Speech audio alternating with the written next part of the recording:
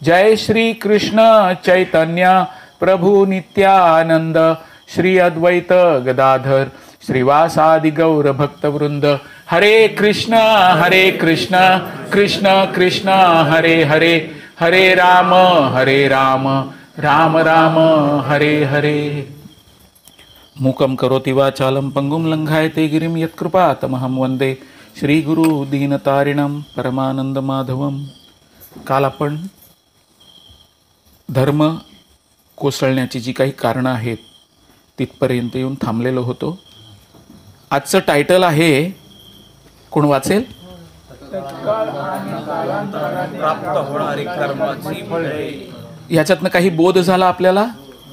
तात्काळ प्राप्त होणारी कर्माची फळं आणि कालांतराने प्राप्त होणारी कर्माची फळं। तात्काळ म्हणजे कशावरनं समजू शकतो आपण? लगेच एखाद्या व्यक्तीला चुकून काहीतरी वाईट बोला, काय होईल?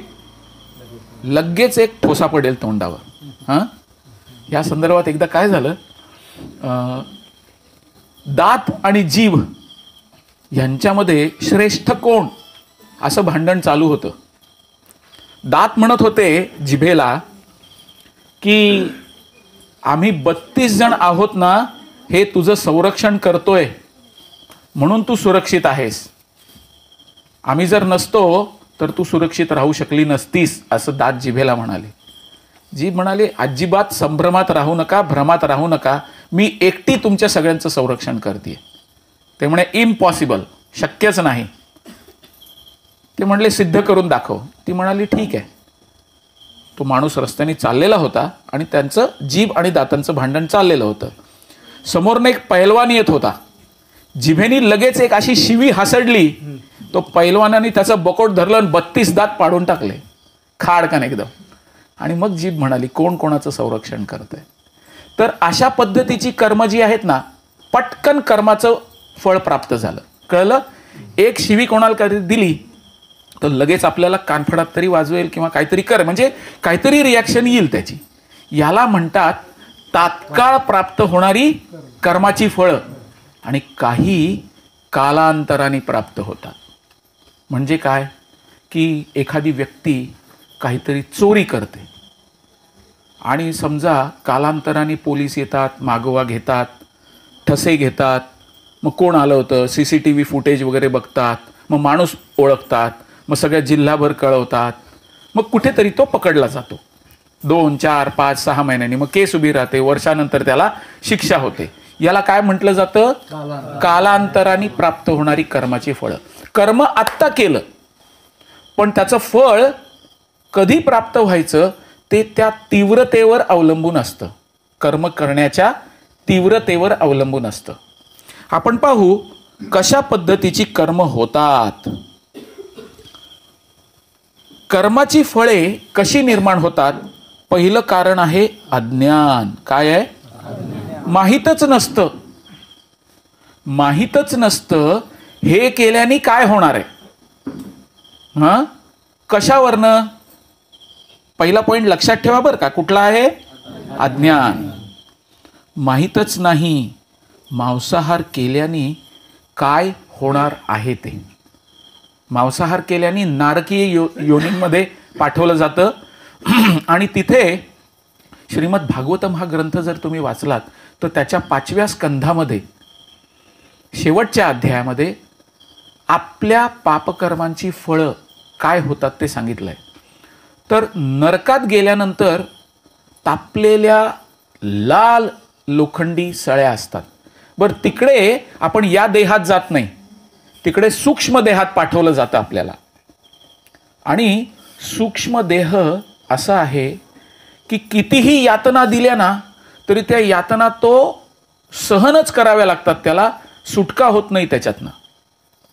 या देहामध्ये एक गोष्ट चांगली अशी आहे की एका विशिष्ट मर्यादेच्या पुढे तुम्हाला जर यातना झाल्या तर तुम्ही बेशुद्ध पडता। म्हणजे रस्त्यावरनं चाललाय, ॲक्सिडेंट झाला आणि हात तुटला तर एवढ्या वेदना होतील की तुम्ही बेशुद्ध पडाल। मग बेशुद्ध पडल्यावर तुम्हाला त्या वेदना जाणवणार नाहीत। जेव्हा शुद्धीवर याल तेव्हा पुन्हा वेदना होतील, पण जोपर्यंत तुम्ही बेशुद्ध आहात तोपर्यंत तुम्हाला त्या वेदना जाणवणार नाही.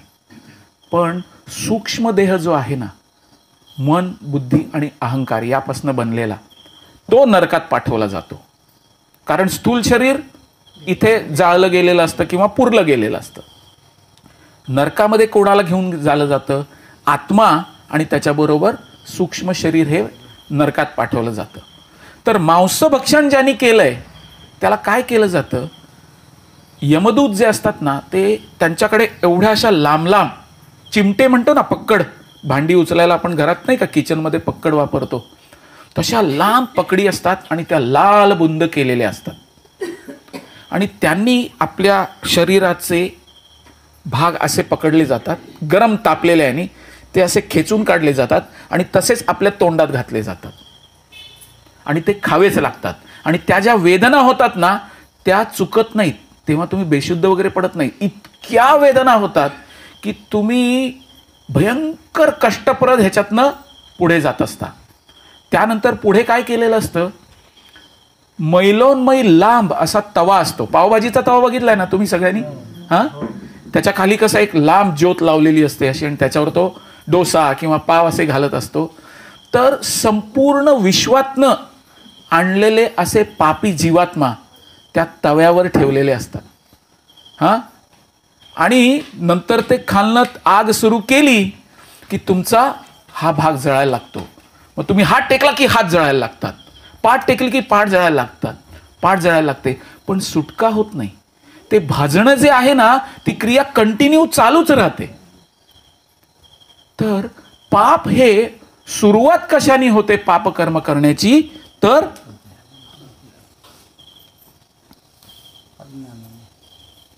अज्ञान या कारणाने पापकर्माची सुरुवात होते.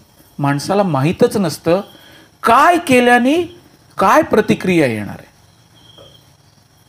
तर त्याची पहिली स्टेज आहे कूटस्थ. काय काय लिहिलंय ते तुम्ही लक्षात ठेवा. कूटस्थ म्हणजे काय?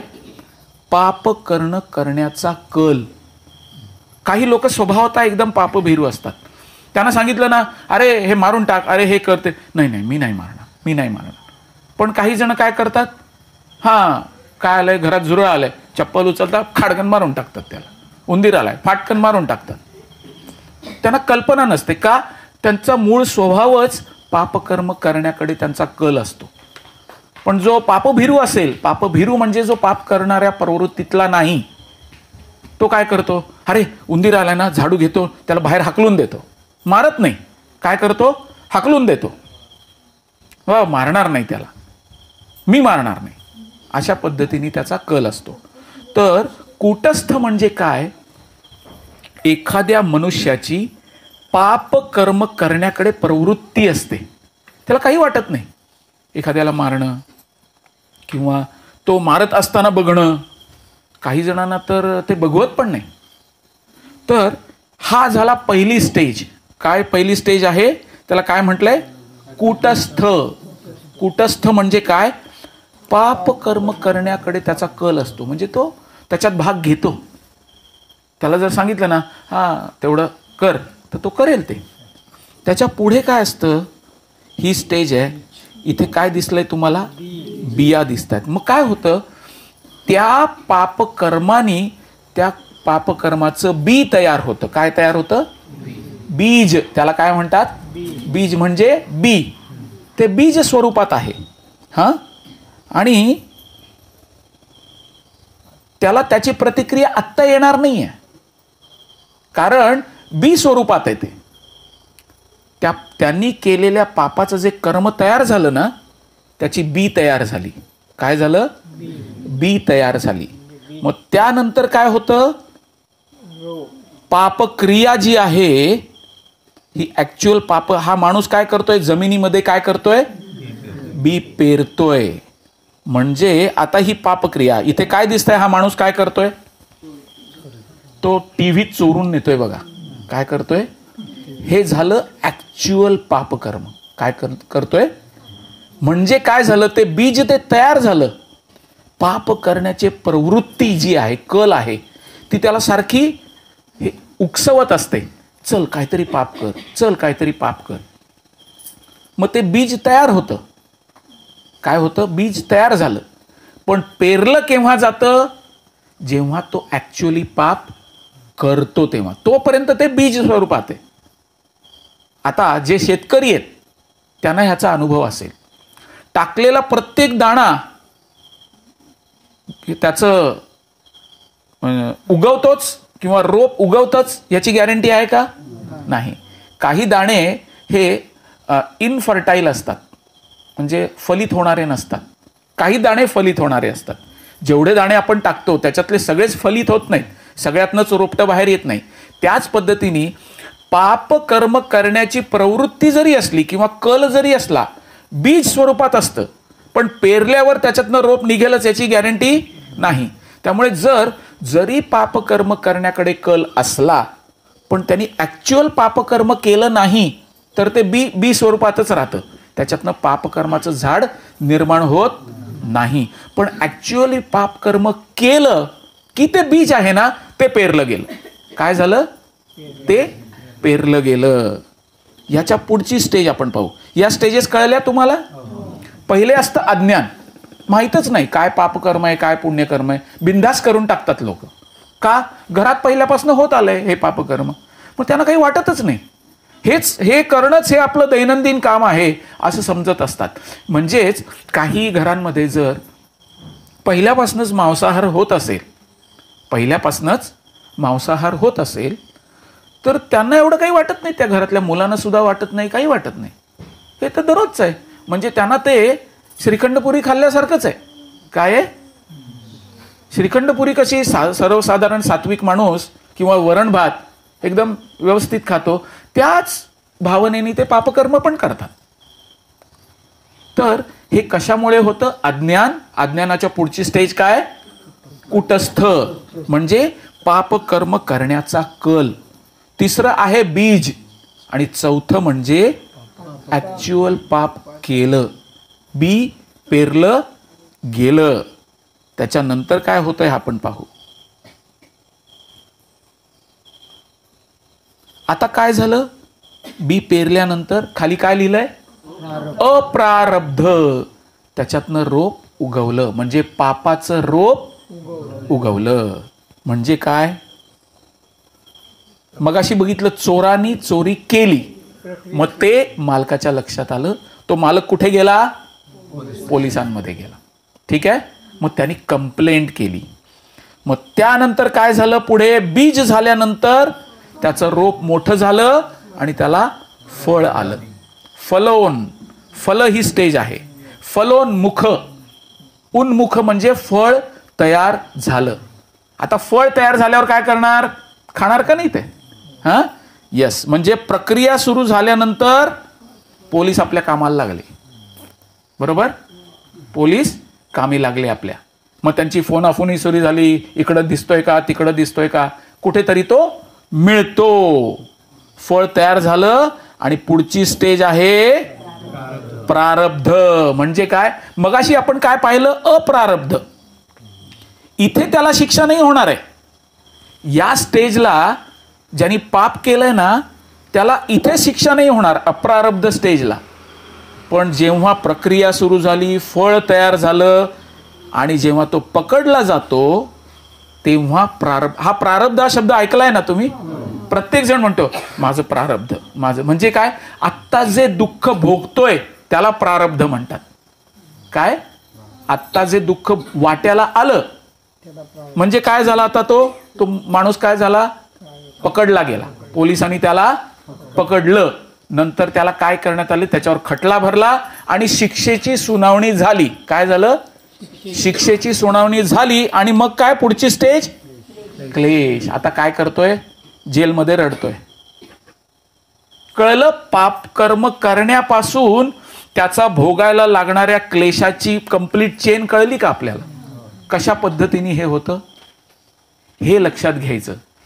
प्रत्येक करणारं कर्म, आपण जे काही कर्म करतो ना, भगवद्गीतेतले 5 विषय आपण बघितले. ईश्वर, जीव, प्रकृती, काळ कर्म. कर्म मात्र आपल्या हातात आहे. कोणाच्या हातात आहे? आपल्या हातात आहे. आपल्याकडे चॉईस आहे. काय आहे? चॉईस आहे. करायचं का नाही करायचं. बरोबर आहे. प्रत्येक पापकर्माची गोष्ट करत असताना आता मला तुमचा प्रत्येकाचा अनुभव विचारायचा आहे तुम्हाला, की मी जे काही सांगीन ते तुम्ही तुमच्या जीवनात अनुभवलंय का नाही याचं उत्तर तुम्ही मला द्यायचं. जेव्हा एखादी पापकर्माची क्रिया आपण करायला जेव्हा जातो ना, तेव्हा आपलं मन म्हणतं अरे नको करूस. असं किती जणांनी अनुभवलंय? की आपल्याला आपलं मनातनं एक आत्मा असा संदेश येतो, अरे नको करूस, पण आपण ते करून जातो. हा संदेश कोण देतं माहितीये का? परमात्मा जो आपल्या रूपात बसलाय ना, भगवंत परमात्मा रूपामध्ये, ते सांगत असतात अरे नको करूस. पण आपण काय करतो? त्याच्याकडे दुर्लक्ष करतो आणि इंद्रिय तृप्ती करून घेण्यासाठी ते पापकर्म करतो. मग त्याची प्रतिक्रिया सुरू होते. मग त्या सगळ्या प्रोसेसमधनं आपल्याला जावं लागतं. बरं, प्रत्येक प्रोसेस ही अशी पोलीस जेल अशी असलेली असते असं नाही आहे. प्रत्येकालाच अशी शिक्षा मिळते असं नाही, पण शिक्षा मात्र जरूर मिळते. तुमचा सगळ्या कर्मांचा हिशोब लिहून ठेवला जातो. चित्रगुप्ताकडे तुमच्या प्रत्येकाची कुंडली म्हणजे आपल्या सगळ्यांची बनलेली असते. आणि तुम्हाला एक गोष्ट मी सांगितली होती, ती तुम्हाला आठवते का बघा? जिथे कोणी तुम्हाला बघत नाही अशा ठिकाणी जाऊन हे फळ खा, असं गुरु सांगतात. आठवते गोष्ट? हा. तर त्या संदर्भात असं सांगितलंय, आपल्या प्रत्येक कृतीचे 12 साक्षीदार असतात. काय असतात? 12 साक्षीदार असतात. माणूस या स्वरूपात नसेल. या जगतामध्ये जो साक्षीदार उभा केला जातो ना कोर्टात, तो कोण असतो? त्याला म्हणतात चष्मदीत गवाह. म्हणजे ज्यांनी स्वतः एखाद्याचा खून होताना पाहिलाय, एखादा ऍक्सिडेंट होताना पाहिलाय, त्याला म्हणतात साक्षीदार. आणि असा साक्षीदार मिळाला नाही तर मग कदाचित तो माणूस सुटू शकतो. कदाचित तो माणूस सुटू पण शकतो. मी कदाचित हा शब्द वापरला. पण जेव्हा भगवंतांचं शासन चालतं ना, तेव्हा भगवंतांनी 12 साक्षीदार आपल्या आजूबाजूला ठेवलेलेच असतात. आदित्य चंद्रा वनिलो नलश्च द्वौर्भूमिरापो हृदयं यमश्च अहं च रात्रिं च दिनौ च संध्ये. पुढची ओळ मला आठवत नाही, ती आठवली की सांगतो तुम्हाला. तर कोण कोण साक्षीदार असतं? सूर्य, चंद्र, दिशा, भूमी, अनल वायू, अग्नी.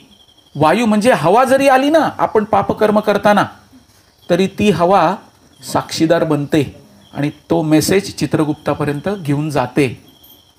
दिशा, कुठल्याही ठिकाणी जा पापकर्म करण्यासाठी, दिशा तिथे उपलब्धच असतात. हा, सूर्य किंवा चंद्र असतो. अमावस्या जरी असली तरी काय? दिनमच्या रात्रीचे उभवच्या संध्ये, म्हणजे दिवस असो रात्र असो, संध्याकाळ जरी असली तरी ती सुद्धा साक्षीदार असते. भगवंतानी असे 12 साक्षीदार आपल्या आजूबाजूला कायमस्वरूपी ठेवलेले आहेत आणि ते आपल्या प्रत्येक कार्याची नोंद ठेवतायत. त्यामुळे एक मनोवृत्ती असते, त्याला शहामृग मनोवृत्ती म्हटलं जातं. Ostrich mentality. शहामृग काय करतं माहिती का? जेव्हा त्याच्या मागे वाघ लागतो शहामृगाला पकडण्यासाठी, तर शहामृगाचे पाय खूप लांब असतात, उंच असतं शहामृग, त्यामुळे ते जोरात पळत जाऊ शकतं. ते खूप दूरवर पळत जातं, वाघ मागणं येत असतो आणि पुढे गेल्यानंतर शहामृग मागे वळून बघतं, वाघ काही दिसत नाही त्याला. मग ते काय करतं? पंजानी लगेच जमिनीमध्ये खड्डा खणतं, आपलं डोकं त्या खड्ड्यात घालतं, तोंड जे आहे ते, आणि बाजूनी माती टाकून घेतं आणि डोळे बंद करतं आणि म्हणतं कुठे आहे वाघ, कुठे आहे वाघ. वाघ तर दिसत नाहीये, पण वाघ बरोबर मागणं येत असतो आणि तो पोचल्यानंतर त्या शहामृगाला खाऊन टाकतो. त्यामुळे डोळे बंद करून जरी आपण पापकर्म केलं ना, कोणी पाहत नाहीये, कोणी पाहत नाहीये, पण कोण पाहत आहे? हे 12 साक्षीदार आहेत ना, ते सगळे पाहतायत. हा, मांजर दूध पिताना बघितलंय का कधी? हा, डोळे बंद करतं आणि दूध पित असतं. मागणं मालकीनी येते आणि सोटा घालते पाठीत त्याच्या, खाडकन एकदम. हा, मग जाग येते त्या, अरे बापरे, मग पळून जातं. पण सोट्याचा मार खावाच लागतो. म्हणून ती हिंदीमध्ये एक म्हण आहे, घी देखा लेकिन बडगा नाही देखा. बडगा म्हणजे तो धुण्याचा सोटा असतो ना, धुपाटणं काय म्हणतात त्याला, धुपाटणं. तो बरोबर घालते पाठीत त्याच्या, मग मार खावा लागतो त्याला. चोरून दूध प्यायचं, पापकर्म करायचं, मग काय फटका मिळणारच. त्याच पद्धतीने जेव्हा मनुष्य अशा भ्रमात असतो किंवा अज्ञानात असतो की मी पापकर्म करताना कोण पाहतंय, प्रत्येकाचा रेकॉर्ड आहे. आणि मुख्य म्हणजे हे साक्षीदार फितवले जाऊ शकत नाहीत. कसे? खरे साक्षीदार आहेत. भौतिक जगतामध्ये साक्षीदाराला पैसे देऊन फितवता येतं. अरे बाबा, मी काय जे पापकर्म केलंयस त्याचा तू साक्षीदार आहेस, तर तुला मी काय पाहिजे ते पैसे देतो, कोर्टात येऊ नकोस आणि साक्ष देऊ नकोस. मग कोर्ट काय करणार? साक्षीदार नाही म्हणून त्याला सोडून देऊ शकतात कदाचित ते. पण हे साक्षीदार कसे आहेत? इमानदार, भगवंतांची इमानदार आहेत. त्यांना लाच देता येत नाही बरं का. हा, लाच देऊन त्यांना फितवता येत नाही, फोडता येत नाही. मी असे सर्वांगटी स्वर्गाच्या शेवटी पाप पुण्य पाहे दृष्टी परी मी भोगता नव्हे. हरी बोल, हरी बोल. खूप छान रघु काका, थँक्यू व्हेरी मच.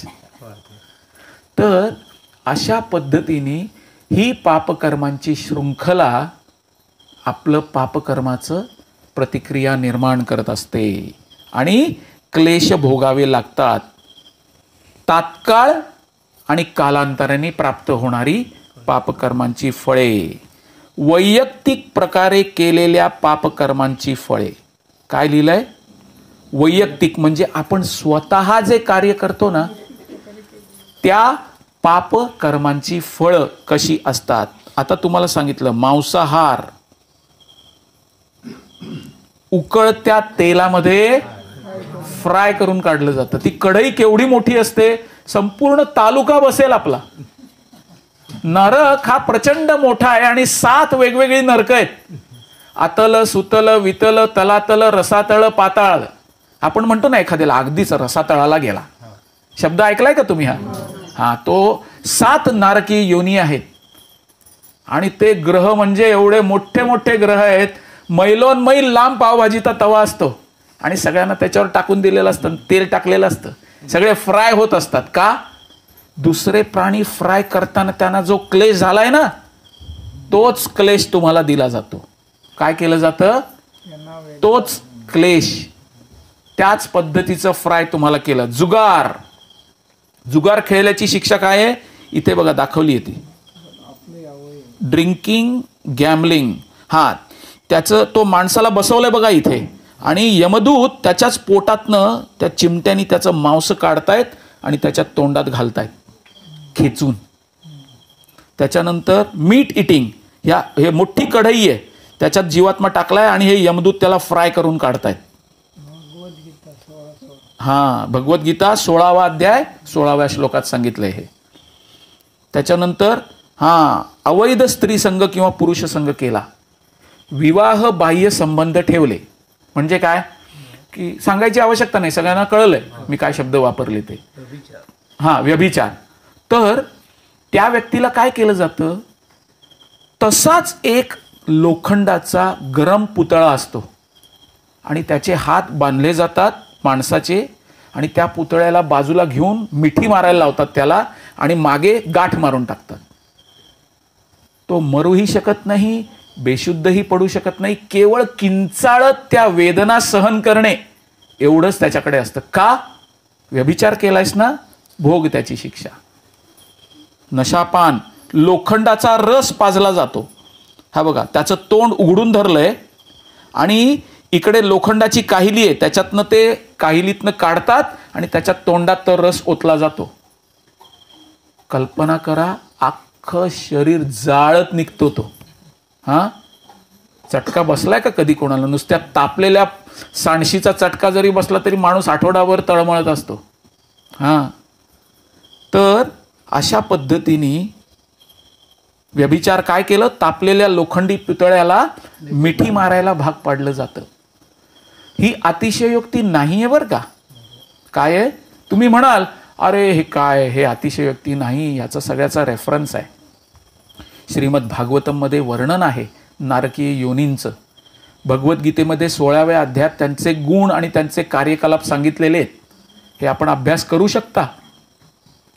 आणि ज्यांना अनुभव घ्यायचा आहे ते जाऊ शकतात, बरोबर का नाही. ज्यांना खरोखर अनुभव घ्यायचा आहे याचा, जे कोण म्हणते हा हे सगळं खोटं आहे, हे सगळं थोटांड आहे, चालू ठेवा, बिंदास चालू ठेवा, काही प्रॉब्लेम नाही. पण सांगणं हे कर्तव्य आहे आपलं. अशा पद्धतीच्या शिक्षा आहेत, पापकर्मांच्या अशा प्रतिक्रिया आहेत, हे सांगणं मात्र कर्तव्य आहे. याला म्हणतात वैयक्तिक प्रकारे केलेल्या कर्मांची फळे, सामूहिक प्रकारे केलेल्या पापकर्मांची फळे. काय केलंय, सामूहिक कृत्य करतायत. काय करतायत, दगडफेक, जाळपोळ, पापकर्म आहे.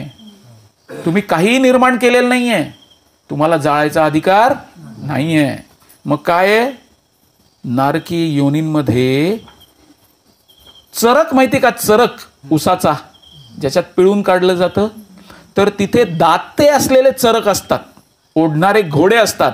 शरीर खाली टाकलं जातं आणि ते दाते शरीरात घुसून घुसून आपल्या शरीराची चिंदड्या करतात. हे सगळं जे शरीर आहे ना, हे सूक्ष्म शरीर आहे बरं का. आणि त्यांना तिथे तो आकार दिला जातो मनुष्याचाच. का 84 लक्ष योनीमध्ये फक्त मनुष्य ही कर्मयोनी आहे, बाकी सगळे प्राणी, पशु, कीटक भोग योनी आहे. त्यांनी केलेलं कर्म पाप आणि पुण्यात गणलं जात नाही. एखाद्या मांजराने उंदीर खाल्ला ना, तर मांजराला पाप लागत नाही, कारण ते त्याचं अन्न आहे, ते त्याचं अन्न आहे. जीवो जीवस्य जीवनम. आणि भागवतमध्ये श्लोक आहे, अहस्तानी सहस्तानाम अपादानी चतुष्पदान फल्गुनी तत्र महता जीवो जीवस्य जीवनम. प्रत्येक जीव दुसऱ्या जीवावर जगतो. केवळ मनुष्याला पापकर्मांची प्रतिक्रिया येते. कावळ्याने गांडूळ खाल्लं त्याला काही पापकर्म लागणार नाही. वाघाने हरिण मारून खाल्लं त्याला पापकर्म लागणार नाही, कारण भगवंतांनी त्याचं ते नेमून दिलेलं अन्न आहे. मनुष्याचं अन्न कुठलं आहे, मनुष्याचं अन्न काय आहे, भगवद्गीतेत सांगितलंय 9व्या अध्यायामध्ये 26व्या श्लोकात, पत्रम पुष्पम फलम तोयम यो मे भक्त्या प्रयच्छति तदहम भक्ति उपहृतम अश्नामी प्रयतात्मनः. पत्रम पालेभाज्या, पानं, पुष्पम फळभाज्या, फलम फळ, फळफळावळ, धान्य, वेगवेगळ्या प्रकारची जी धान्य निर्माण होतात ती धान्य, तोयम लिक्विड्स म्हणजे पेय पदार्थ, दूध, दही, फळांचे रस, मध, या सगळ्या गोष्टी मनुष्याचं अन्न आहे. नाहीतर भगवंतांनी पत्रम पुष्पम फलम तोयम या ऐवजी सांगितलं असतं मांसम अंडम मच्छिम आणि ह्या गोष्टी. तसं सांगितलं का भगवंतांनी? नाही. भगवद्गीता उघडून बघायची. तर या लोकांना या चरकामध्ये शरीर फाडून काढलं जातं त्यांचं. म्हणून या सगळ्यांना मनुष्य आकार दिला जातो. का? मनुष्य योनीच फक्त कर्मयोनी आहे. मनुष्याने केलेल्या प्रत्येक कर्माची त्याला प्रतिक्रिया मिळते. काय होतं? त्याची प्रतिक्रिया त्याला मिळतेच आणि ते भोगावंच लागतं त्याला. त्यामुळे लोक म्हणतात ना, आमचे भोग कधी संपणार? संपणार नाहीत. जोपर्यंत भक्ती मार्गाला सुरुवात करत नाही तोपर्यंत भोग संपणार नाहीत. आता एक स्लाइड मागे जातो आणि भक्ती सुरू केल्याने काय होतं हे मी तुम्हाला सांगतो. आता पुन्हा शेतकऱ्यांचं उदाहरण देईन मी. कर्माणि निर्दहती किंतुच भक्ती भाजाम गोविंदम आदिपुरुषम तमहम भजामी. ज्या दिवशी आपण भक्ती सुरू करतो, भगवान कृष्णांचं नामजप किंवा नामस्मरण करायला सुरुवात करतो, त्याच्या आधी पापकर्म केलं असेल, समजा त्याच्या आधी मांसाहार केला असेल, व्यभिचार केला असेल, नशापान केलं असेल, पण ज्या दिवशी सुरुवात केली त्यानंतर जर आपला भक्तिमार्ग सुरू झाला तर तुमच्या मनात असा प्रश्न निर्माण होऊ शकतो कदाचित की मागे जे पापकर्म केलंय त्याचं जे बी तयार झालंय त्याचं काय, ते भोगायला लागणार का नाही भोगायला लागणार, असा प्रश्न पडतो का तुम्हाला, पडेल का नाही? येस. मग भगवंत सांगतात कर्माणि निर्दहती किंतुच भक्ती भाजाम.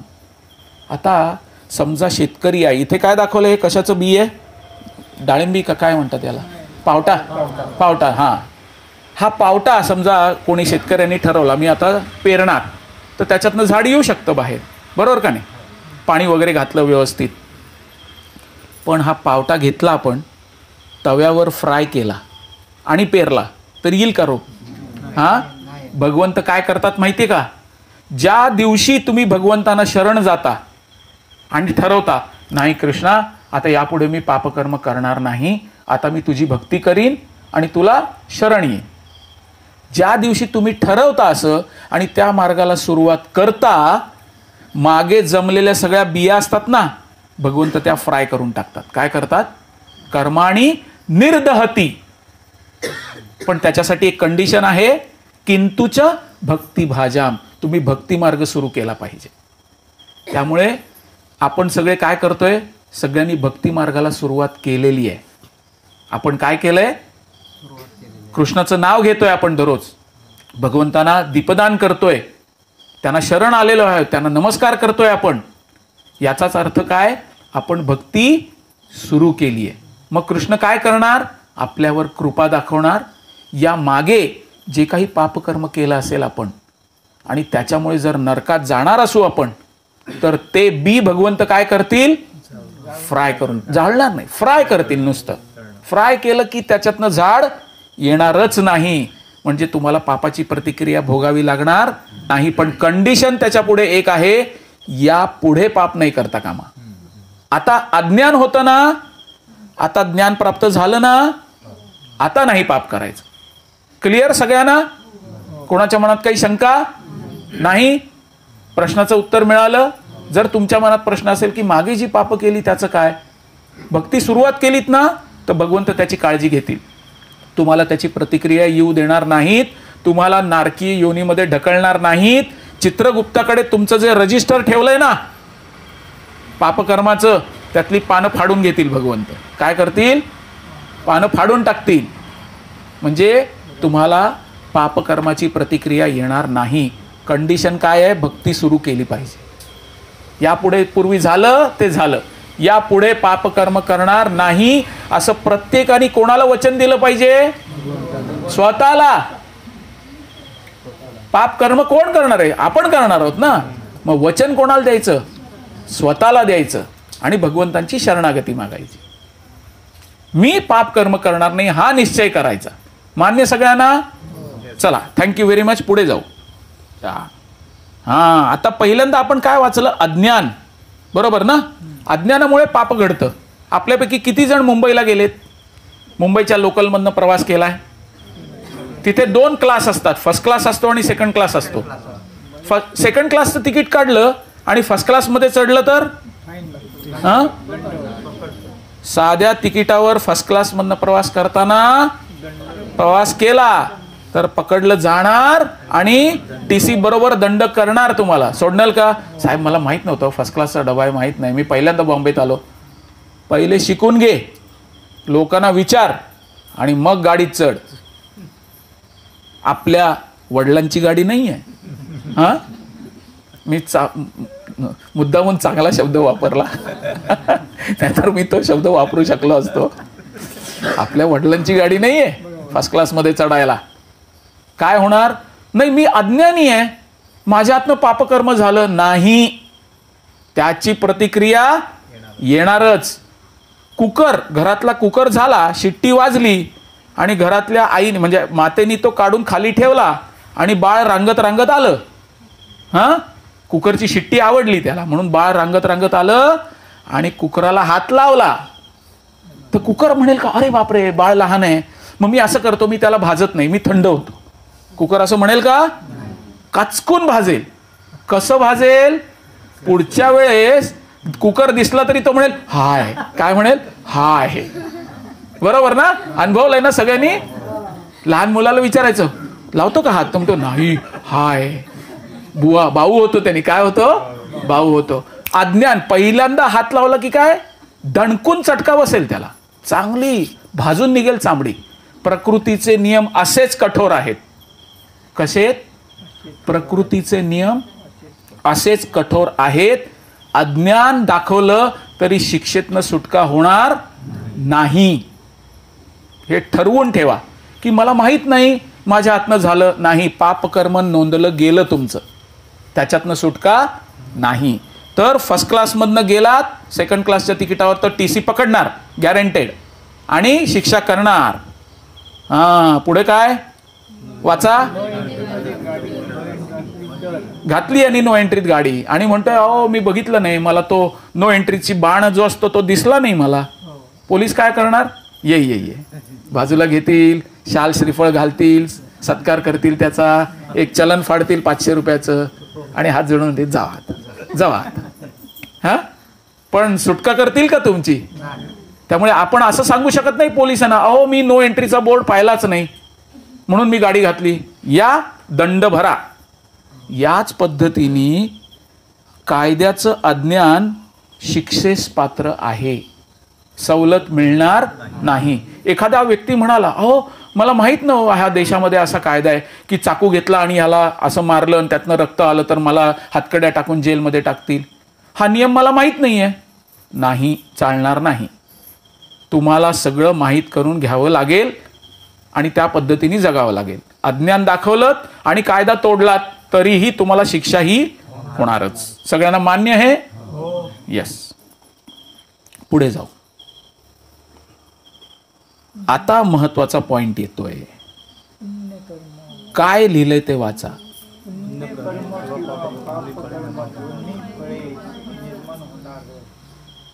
पुण्यकर्म करा किंवा पाप कर्म करा, काय होईल? दोघांचंही फळ निर्माण होणारच. आणि फळ निर्माण झालं की ते खावं लागणारच, त्यातनं सुटका नाही. पुण्यकर्म मगाशी आपण पाहिलं, अन्नदान करणे. काय करतोय तो माणूस? अन्नदान करतोय. मग त्यातनं काय होणार? त्याचं पुण्य. म्हणजे हे सगळे 12 साक्षीदार जे आहेत ते चित्रगुप्तला पुण्याचा पण हिशोब देतात आणि पापाचा सुद्धा हिशोब देतात. ह्या माणसाने आयुष्यभर पुण्यकर्म केलं बरं का. मग चित्रगुप्त सगळ्याचं पुण्यकर्म एंट्री करतो आणि त्याचं एक फळ बनतं. आणि पापकर्माचं सुद्धा फळ बनतं. वेगवेगळ्या ठिकाणी पाठवलं जातं. काय? हा स्वर्ग. आणि हा काय बघितला आपण? नरक. आता वाचा. पुण्यकर्म करून पापकर्म नष्ट होत नाहीत. एखादा म्हणेल मी खूप पापकर्म करीन आणि ती नष्ट करण्यासाठी पुण्यकर्म करीन, मग ते नष्ट होईल. नाही, दोघांचा हिशोब वेगळा लिहिला जातो.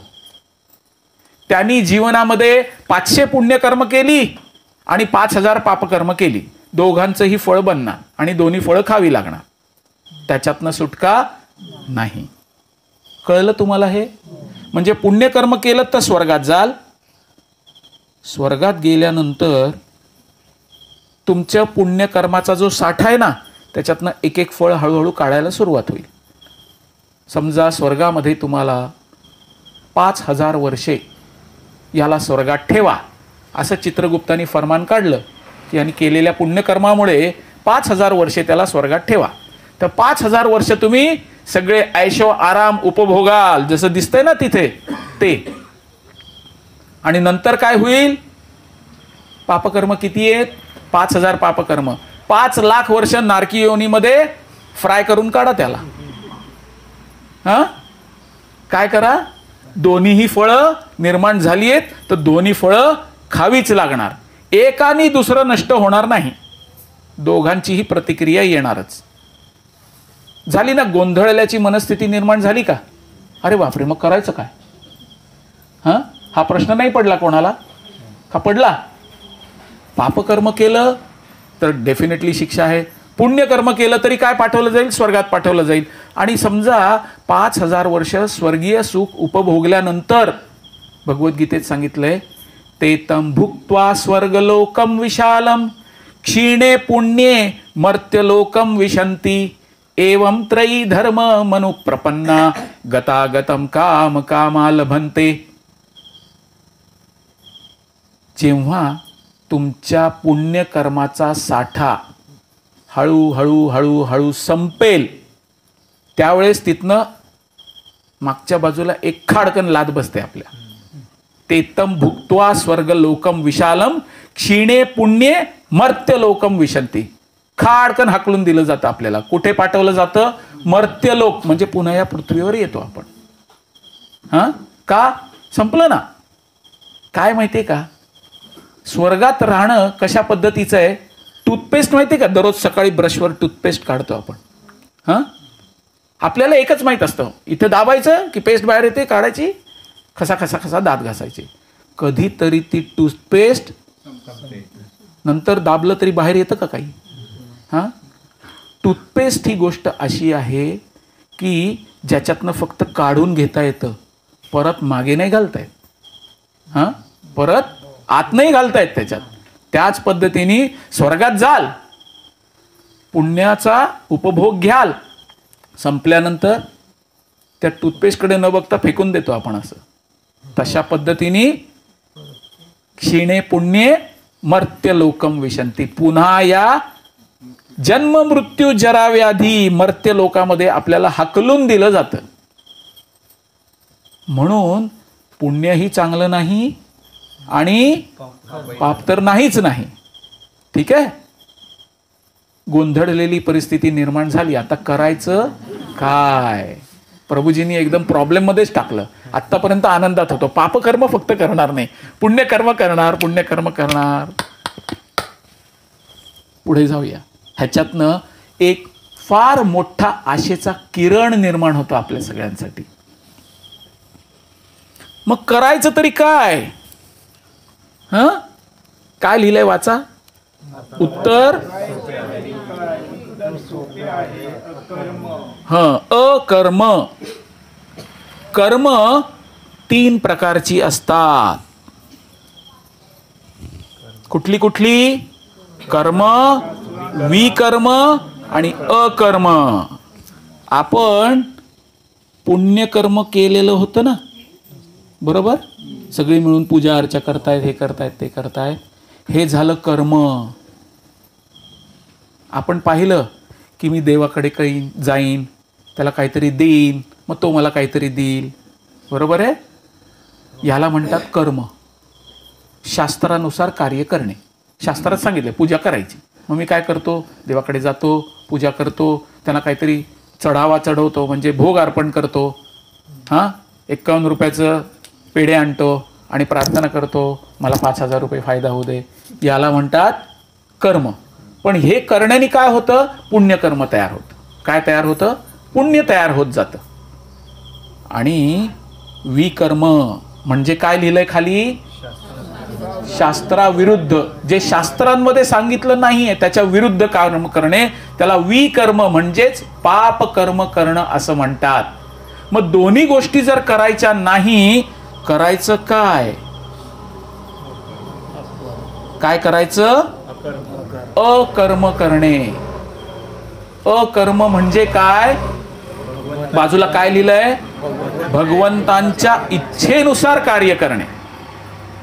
हा, काय करणे? भगवंतांच्या इच्छेनुसार कार्य करणे. आता मी तुम्हाला एक उदाहरण देतो. ते उदाहरण पुढे येईल, त्याचे डेफिनेशन जी आहे ती पुढे येईल. पण आत्ता तुम्ही एवढंच लक्षात ठेवा, अर्जुन आहे, कृष्ण आहे, आणि कृष्ण त्याला तू काय करायला पाहिजेस या आज्ञा देतोय, आणि ती भगवंतांची इच्छा आहे. भगवंतांनी दिलेल्या आज्ञांचं पालन करणे, याच्यातनं कर्मही तयार होत नाही अकर्मही तयार होत, म्हणजे विकर्मही तयार होत नाही, म्हणजे दोन्ही फळं तयार होत नाहीत. याचाच अर्थ काय की जेव्हा आपण आपलं संपूर्ण जीवन पुण्यकर्म पण करत नाही, पापकर्मही करत नाही. कारण का? पुण्यकर्म केलं तर स्वर्गात पाठवले जाल, पुण्यकर्माचा साठा संपला की पुन्हा जन्ममृत्यूच्या चक्रात अडकाल. पापकर्म केल्यानंतर काय होईल? नरकात पाठवलं जाईल. शिक्षा भोगून झाल्यानंतर पुन्हा पृथ्वीवर आणलं जाईल, पुन्हा जन्ममृत्यू जराव्याधी, पुन्हा तुमच्या हातनं कर्म होतील, पुन्हा पापकर्म होतील, पुन्हा पुण्यकर्म होतील. हे चक्र सुरूच राहणार ना. मग ह्याच्यातनं सुटणार कधी? भगवंतांच्या आज्ञांचं जर पालन केलं. आज्ञा भगवंतांनी इथे दिलेल्या आहे. यत करोशी यदश्नासी यत जिव्होसी ददासी यत तपस्यसी कौंतेय तत् कुरुष्व मदर्पणम. हरी बोल. प्रभूजींना माहिती आहे. हा, थरवळ प्रभू ना. हा, तर करायचं काय? भगवंत जे सांगतील, भगवद्गीतेत त्यांनी सांगितलंय तुम्ही जीवन कसं जगायचं, त्याच्यानुसार जीवन जगा. म्हणजे कसं? आज्ञाधारक. तुम्ही मला सांगा, एका वडिलांना 5 मुलं असतील आणि 5 पैकी 4 जण त्यांचं ऐकतच नाहीयेत. 5 पैकी 4 जण आपल्या आई वडिलांचं ऐकतच नाहीत, पण एक मुलगा मात्र आज्ञाधारक आहे. जे बाबा जे सांगतायत ते सगळं तो करतोय. तर जेव्हा एखादी गुपित गोष्ट सांगायची वेळ येईल ना, तेव्हा वडील ते कोणाला सांगतील? त्या 4 जणांना सांगतील का त्याला सांगतील? हा, बाबा माझ्याकडे एवढी इस्टेट आहे बरं का, एवढे पैसे मी ह्या बँकेत ठेवलेत, हे एवढा जमिनीचे कागद ह्या ठिकाणी ठेवलेत, हे कोणाला सांगतील? ऐकणाऱ्या मुलाला सांगतील. कारण तो वडिलांचा अधिकार आहे. ते ठरवतील की कोण माझं आज्ञाधारक आहे, त्याच्यावर जास्त विश्वास दाखवतील. त्याच पद्धतीने आपण सगळी भगवंतांची लेकरं आहोत आणि भगवंत आपले पिता आहे. आपण पाहिलं ना, वेद माता आहे आणि भगवंत आपले पिता आहे. मग आपण जर भगवंतांनी दिलेल्या आज्ञांचं पालन केलं म्हणजे आपण आज्ञाधारक झालो का नाही? आपण त्यांनी सांगितलेलं ऐकतोय. मग गुह्य गोष्टी ज्या आहेत ते भगवंत आपल्याला सांगतील. आपल्यावर त्यांचं प्रेम जास्त निर्माण होईल. खायला प्यायला सगळ्या मुलांना घालेल. बाप काय करेल? 5 मुलं आहेत म्हटल्यावर जो ऐकतोय फक्त त्यालाच खायला घालेल का? नाही. 5ही मुलांना जन्म दिलाय म्हटल्यावर खायला प्यायला सगळ्यांना देईल. पण हृदयातलं सिक्रेट जे आहे ते कोणाला सांगेल? जो मुलगा ऐकतोय त्यालाच सांगणार. त्याच पद्धतीने आपण काय करायचं? भगवंतांच्या आज्ञानुसार कार्य करायचं आणि त्यांचा आज्ञाधारक बनायचं. कठीण आहे काही गोष्ट? नाही. आई वडिलांचं जसं ऐकतो तसंच भगवंतांचं ऐकायचं. सिंपल आहे. पुढे जाऊ.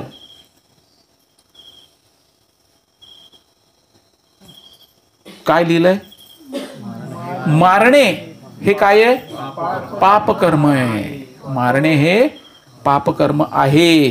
पण आता मला सांगा, हे काय करतायत दोघे जण? हे कोण आहेत दोघे? सैनिक आहेत. ते काय करतायत? काय लिहिलंय खाली?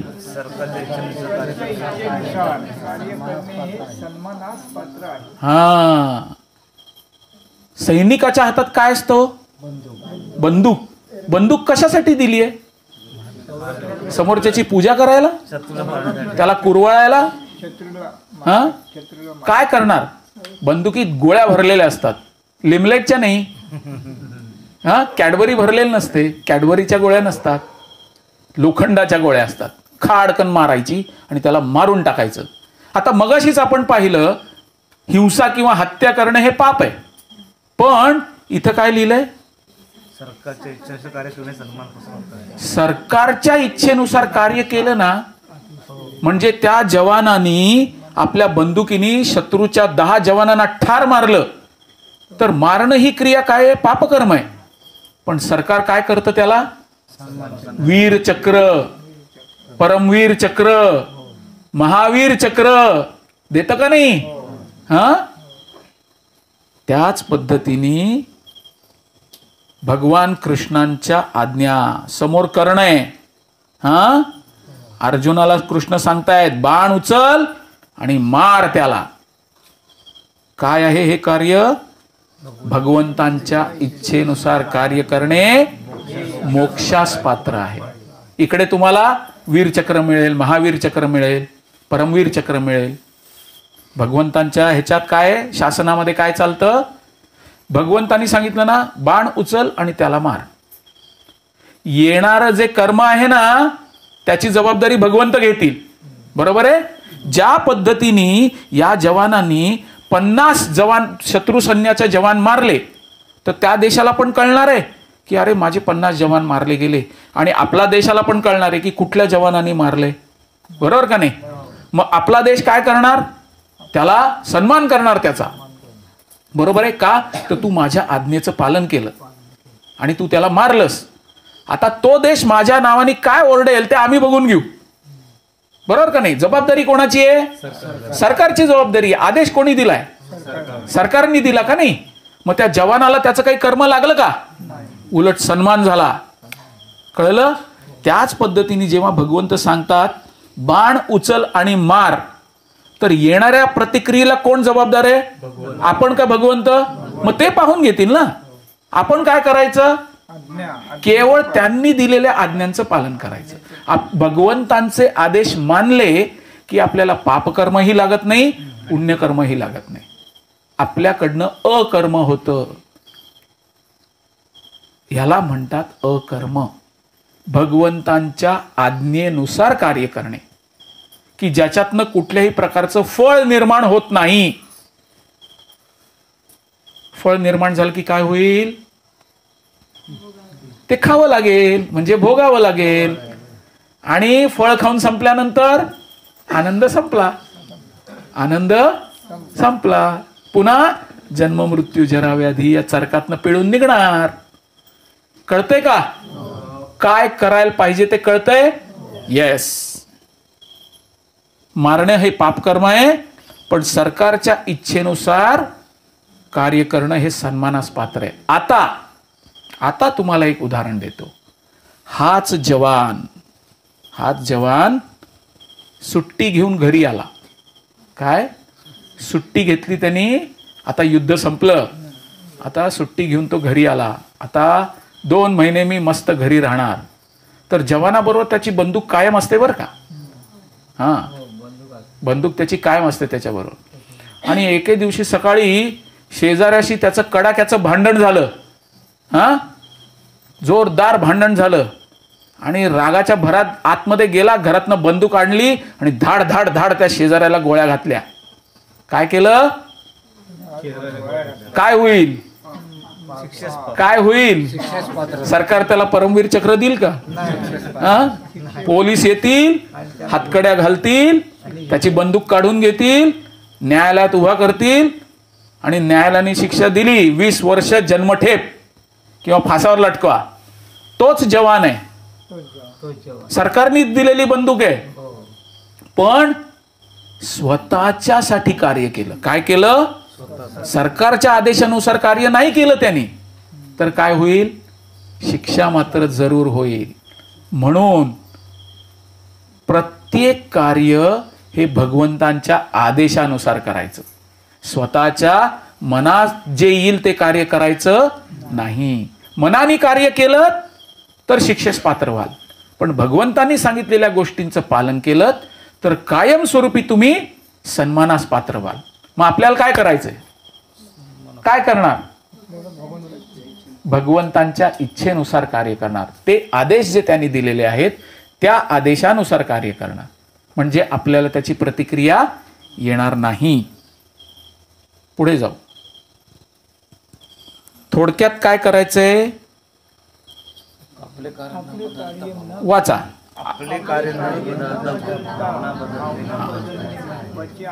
म्हणजे अकर्म म्हणजे काय? कार्य तेच करायचं जे आपण दररोज करतोय ना, तेच करणार, पण भावना बदलायची.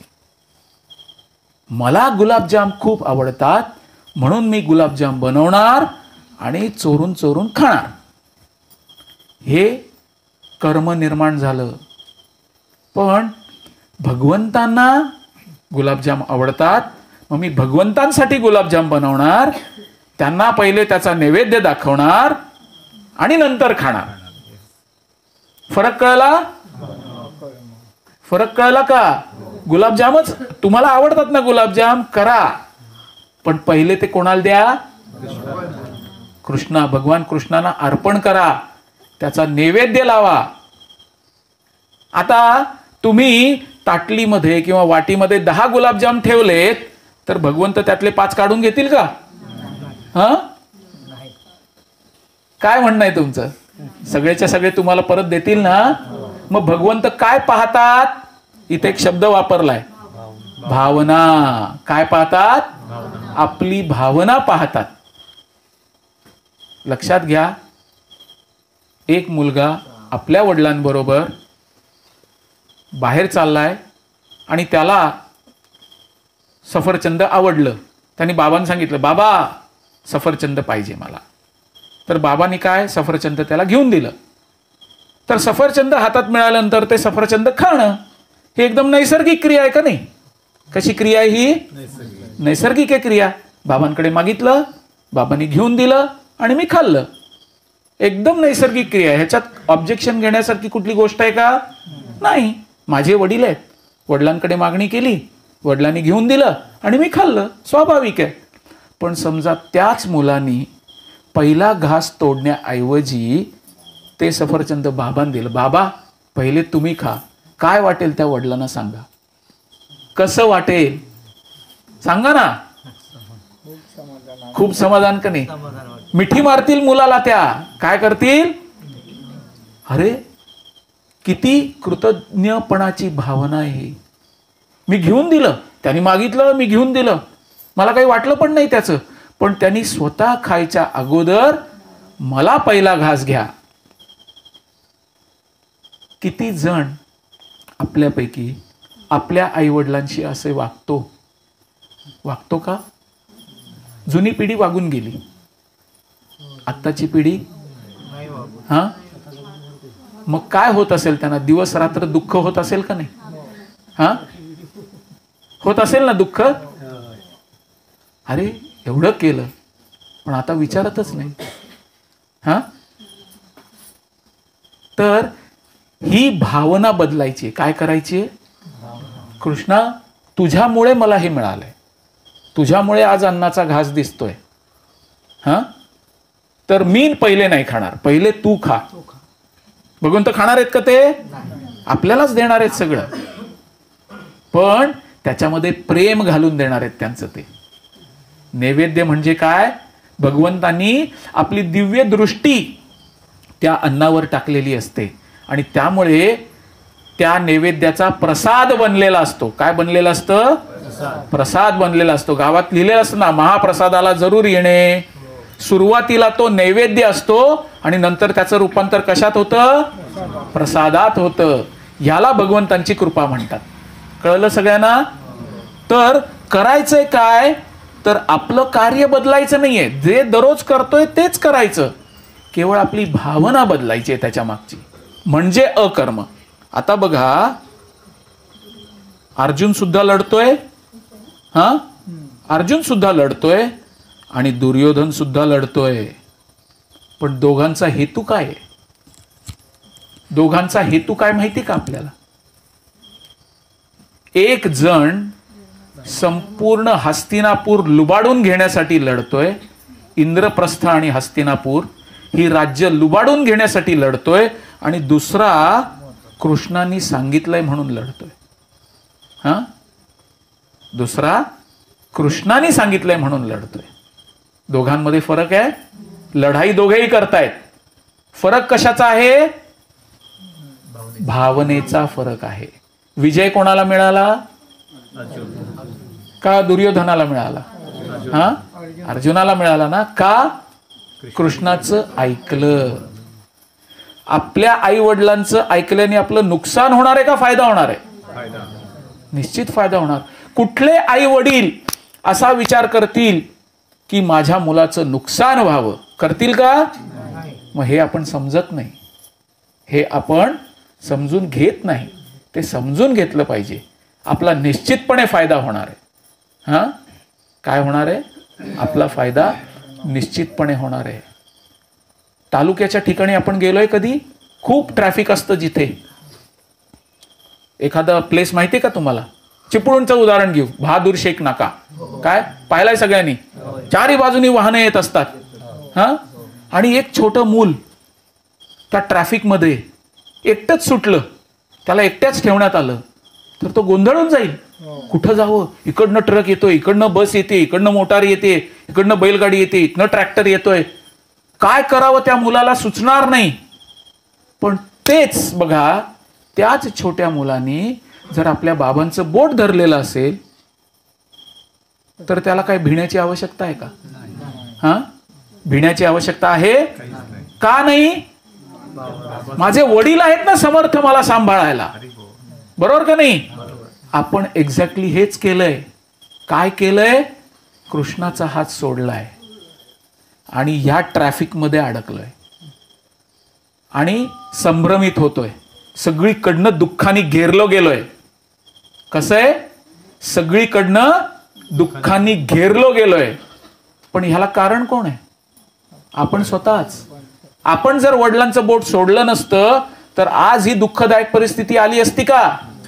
नाही आली. मग आज कळलंय ना, परत वडिलांचं बोट धरा.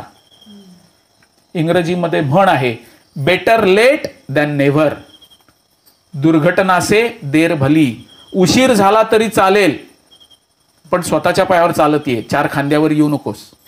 हा, काय उशीर झाला ना घरी यायला, चालेल, स्वतःच्या पायाने चालत ये. दुर्घटना से देर भली. म्हणून आपल्याला आपली भावना बदलायची आहे. आणि भगवंत इथे सांगतात, यज्ञार्थात कर्मणो अन्यत्र. 3ऱ्या अध्यायातला 9वा श्लोक.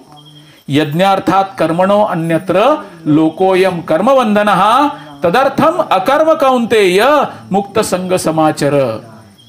एक कृपेसाठी पात्र आहे तर दुसरा शिक्षेसाठी पात्र आहे. कोण कृपेसाठी प्राप्त आहे? अर्जुन. शिक्षेसाठी कोण प्राप्त आहे? दुर्योधन. दोघेही लढाई करतायत, पण एक भगवंतांच्या आदेशानुसार करतोय आणि एक भगवंतांच्या विरुद्ध करतोय. क्लिअर सगळ्यांना? कोणाला काही शंका?